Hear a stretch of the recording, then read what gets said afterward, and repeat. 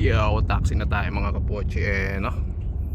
At doon na lang tayo magkikita sa airport ni Angie. Kasi parang may maghahatid sa kanya eh. Sa atin walang maghahatid. Solo lang natin. You know, 9 hours. Madaling araw pa naman ang biyahe natin.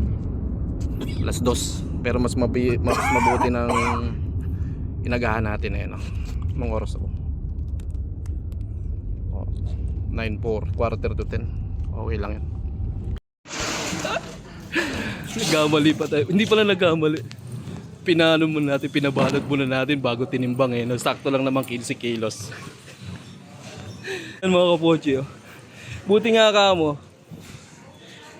Parehas lang 15. Although tinimbang naman natin siya. Pero tawag dito, nag-alangan lang din ako eh. Pinabalot ko kaagad. Buti na lang. Departure tayo mga kapoche. Departure. You know, wait lang natin ng ating boarding. Nakapag-check-in na tayo.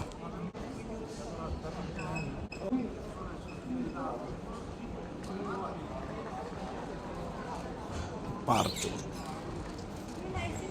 Ayan tayo. K417. Okay. You know.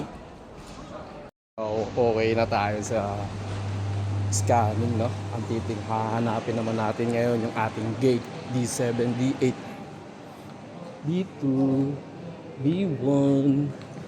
Punta tayo ng gate natin. Medyo malayo. Ano ba doon? B1 doon. Eto B2. So doon pa tayo pupunta, malayo pa. Wala pa si Angie. Hindi ko alam kung nasaan na siya. Message ko, hindi pa nagre-reply. Kamali pa tayo ng tatanong tayo.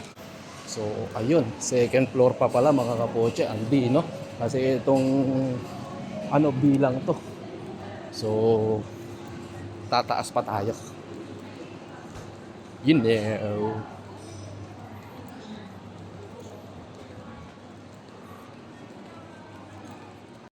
Mga kapoche.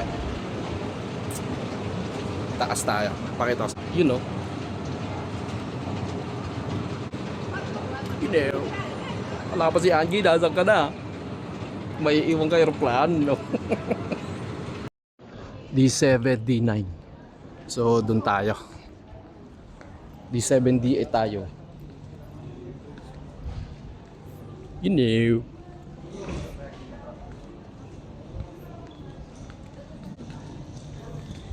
Ba? Oh, saan kaya si Angie eh, no?